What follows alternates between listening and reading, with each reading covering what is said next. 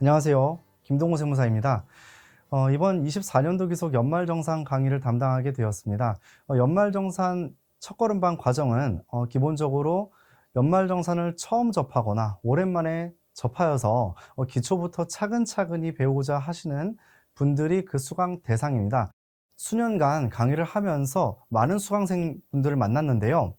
가장 많이 호응을 해주셨던 부분은 크게 한 두 가지 정도 있어요. 첫 번째는 쉬운 사례 위주의 설명이다라는 점과 두 번째는 적극적인 의사소통에 있다고 생각을 합니다. 이번 2024년도 연말정산 첫걸음반 과정 역시 학습 목표에 맞는 쉬운 사례, 그리고 친절한 설명, 쉽게 말해서 떠먹여주는 강의를 진행하고자 합니다. 연말정산 첫걸음반 자신 있습니다. 현장에서 뵙겠습니다. 감사합니다.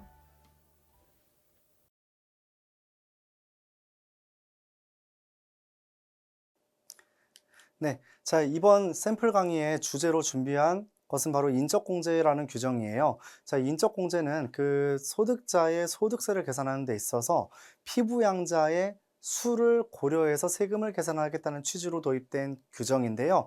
즉, 피부양자의 수가 많으면 많을수록 세부담을 절감해 주겠다라고 보시면 되겠습니다. 따라서 이러한 인적공제 대상자가 많으면 많을수록 낮은 세금을 부담할 수 있겠다라고 좀 보시면 되겠고, 이러한 인적공제 대상자, 인적공제는 기본적으로 기본공제와 추가공제를 합한 금액으로 공제를 받을 수 있게 되는데, 기본공제 요건을 충족한 대상자가 추가공제 요건을 추가로 충족하는 경우에는 두 공제 항목을 모두 적용을 받을 수 있다고 보시면 됩니다. 그렇기 때문에 이 기본공제 대상자 요건을 정확하게 숙지하고 있는 것이 상당히 중요한데요. 이러한 기본공제 대상자의 요건은 크게 네 가지로 구성이 되어 있습니다. 첫 번째는 본인과 어떠한 관계가 있는지, 즉 관계 요건이 있고요. 두 번째는 소득 요건이 있고, 세 번째는 연령 요건이 있어요. 그 다음 네 번째는 어떤 게 있을까요? 바로 생계 요건이 있습니다. 따라서 이 네 가지 요건을 모두 충족한 사람이 바로 기본공제 대상자가 되는 것이에요. 자, 첫 번째 관계 요건부터 간단히 설명을 드려볼게요. 저와 어떠한 관계에 있는지에 따라 달라지는 내용인데, 딱 손을 양팔을 벌려서 십자가를 만들어 보겠습니다. 자, 그러면 제 위로 올라가는 관계가 있고 아래로 내려가는 관계가 있고 양옆에 수평을 그리는 관계가 있는데, 위로 올라가는 관계 직관적으로 어디라고 생각이 드세요? 부모님이라는 생각이 들죠. 저 부모님도 해당하고 조부모님도 해당하고, 위로 올라가는 길은 다 기본공제 관계 요건을 충족한다고 보시면 되는데, 이걸 쉽게 한 단어로 정리하면 직계존속이라고 표현을 합니다. 다음 아래로 쭉 내려가는 관계가 있는데요. 뭘까요? 자녀, 손자녀 이렇게 쭉 아래로 내려가는 관계에 해당하는 단어 어떤 게 있죠? 바로 직계 비속이라고 보시면 되겠어요. 따라서 직계 존속, 직계 비속 모두 해당하고요.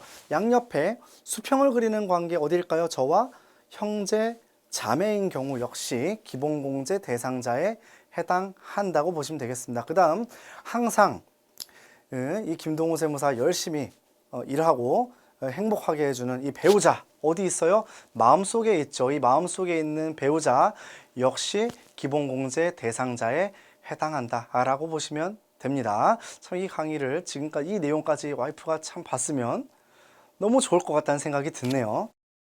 자, 이렇게 관계에 대한 설명 간단하게 드렸는데, 본인과 관계가 없더라도 수급자나 위탁아동인 경우에도 이제 기본공제 대상자에 해당합니다. 자, 다음 특이사항이 하나 있는데, 직계비속 및 동거입양자, 그 다음 장애인인 직계비속의 장애인인 배우자 역시도 쉽게 말해서 장애인이 직계비속이에요. 그런데 그 배우자인 며느리나 사위가 장애인인 경우에는 며느리나 사위라 하더라도 기본공제 대상자로 봅니다. 그렇기 때문에 여기까지도 다 관계 요건을 충족한다라고 보시면 되겠고, 두 번째 소득 요건을 충족해야 돼요. 소득 요건을 충족해야 한다는 말은 기본적으로 별도의 경제 활동을 하는 경우에는 기본공제 대상자가 될 수 없다라는 것을 의미하는데, 소득 요건은 기본적으로 소득 금액이 100만 원 이하인 경우에 충족하는 것으로 봅니다.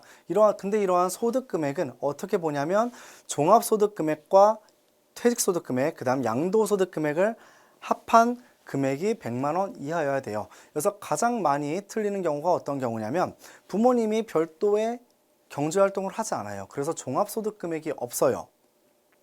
그런데 가지고 있던 양도소득세 과세 대상 자산인 뭐 부동산이라든지 비상장 주식이라든지 혹은 골프 회원권 같은 것을 양도하면 양도소득 금액이 있거든요. 그래서 이거를 부모님이 양도를 하고서 자녀한테 말을 해주지 않는 경우들이 종종 있어요. 그래서 그런 경우에는 상당히 놓칠 가능성이 높습니다. 그래서 이 부분까지 꼭 참고하셔서 소득금액 요건을 판정하셨으면 좋겠습니다. 그 다음 이제 연령 요건이 있는데 연령 요건은 기본적으로 본인과 배우자, 그 다음 장애인인 경우, 그 다음 수급자인 경우에는 연령 요건을 적용하지 않아요. 그런데 직계 존속은 만 60세 이상인 경우에 연령 요건을 충족하는 것으로 보고, 그 다음 두 번째, 직계 비속은 어려야 되겠죠. 만 20세 이하인 경우에 하나여 적용을 받을 수 있겠고요. 그 다음 형제 자매인 경우에는 많거나 적거나 한 경우예요. 그래서 만 60세 이상이거나 만 20세 이하인 경우에 하나여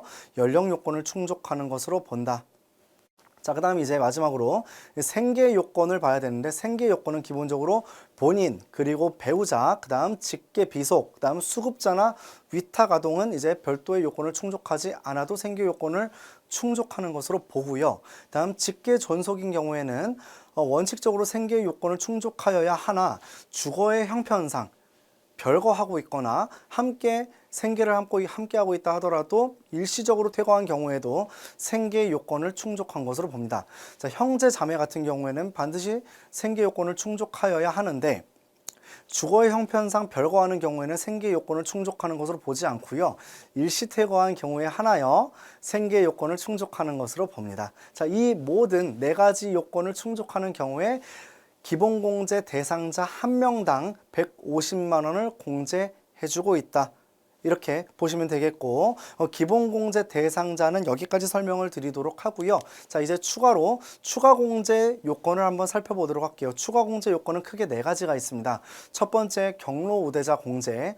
한 명당 150만 원 공제를 해주고요. 장애인 공제 한 명당 200만 원 해주고 있어요. 다음 부녀자 공제 50만 원, 한부모 공제 100만 원 공제를 적용해주고 있다. 전제 조건은 뭐다? 기본 공제 대상자가 추가 공제 요건을 충족해야만 공제를 받을 수 있다는 거예요. 따라서 기본 공제 대상자가 아닌 자가 추가 공제 요건을 충족해도 추가 공제를 받을 수 있다 없다? 없다고 보시면 되겠습니다. 이해가 되시죠? 자, 경로우대자 같은 경우는 본인 포함해서 만 70세 이상인 경우에 경로우대자 공제를 받을 수 있겠고요. 장애인 공제는 이제 입증 서류를 통해서 장애인으로 인정된 경우, 입증이 된 경우 장애인 공제를 적용받을 수 있겠고, 부녀자 공제는 여성에게, 경제활동을 하는 여성에게 우대를 해주기 위한, 즉 베네핏을 주기 위한 추가 공제 규정인데, 두 가지 요건을 기본적으로 충족을 해야 됩니다. 첫 번째, 자, 어떤 요건이냐면 배우자가 있거나 혹은 배우자가 없어도 기본 공제 대상자가 있는 세대주가 연간 근로소득이 3천만 원 이하인 경우에 하나여 50만 원을 추가로 공제받을 수 있다고 보시면 되겠어요. 자, 그래서 만약에 배우자가 있는데 연간 근로소득 금액이 3천만 원 이하라면 이 사람은 인적공제를 얼마 받을 수 있을까요? 본인 공제 150만 원에 부녀자 공제 50만 원 추가해서 200만 원을 인적공제 받을 수 있다. 이렇게 좀 보시면 되겠고, 근로소득 금액 3천만 원이라는 것은 총급여에서 근로소득 공제를 차감한 후의 금액이 바로 근로소득 금액이거든요. 그렇기 때문에 총급여액이 4,147만 원 이하인 경우에 근로소득 금액이 3천만 원 이하인 것으로 봅니다. 그렇기 때문에 자, 연봉이 뭐 예를 들어 총급여액이 4,200이라면 부녀자 공제 받을 수 있다 없다? 없다고 보시면 되겠어요. 이해하시면 되겠고, 이제 마지막으로 한부모 공제에 대해서 설명을 드려보면 한부모 가정이 있습니다. 한부모 가정이 있는데 직계비속인 기본공제 대상자가 있는 세대주는 얼마를 벌든 관계없이 이제 100만 원을 이제 공제받을 수 있다. 자, 그러면 부녀자 공제인 경우를 적용받는 경우와 한부모 공제를 중복해서 적용을 받을 수 있는 경우가 있는데, 자, 만약에 중복해서 적용받을 수 있는 상황이라면 얼마를 공제를 받을 수 있을까요? 자, 50만 원과 150만 원을 합한 150만 원을 추가 공제 받을 수 있는 것이 아니라 둘 중에 큰 금액인 100만 원만을 추가 공제 받을 수 있다. 그럼 극단적으로 간단한 사례를 통해서 말씀드려보면 한부모 공제를 적용받는다면 인적 공제액은 기본적으로 얼마라고 볼 수 있을까요? 자, 본인 기본 공제 150만 원에 직계비속에 대한 기본 공제 150만 원 합친 300만 원에다가 부녀자 공제와 한부모 공제액 중 큰 금액인 100만 원을 추가 공제 받아서 총 얼마가 될 수 있다? 400만 원을 인적 공제로 받을 수 있다. 이렇게 이해를 하시면 되겠습니다.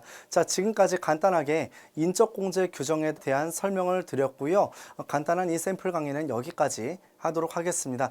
짧은 시간이지만 수강하느라 고생 많으셨고요. 강의 선택에 도움이 되셨으면 좋겠습니다. 현장에서 뵐게요. 감사합니다.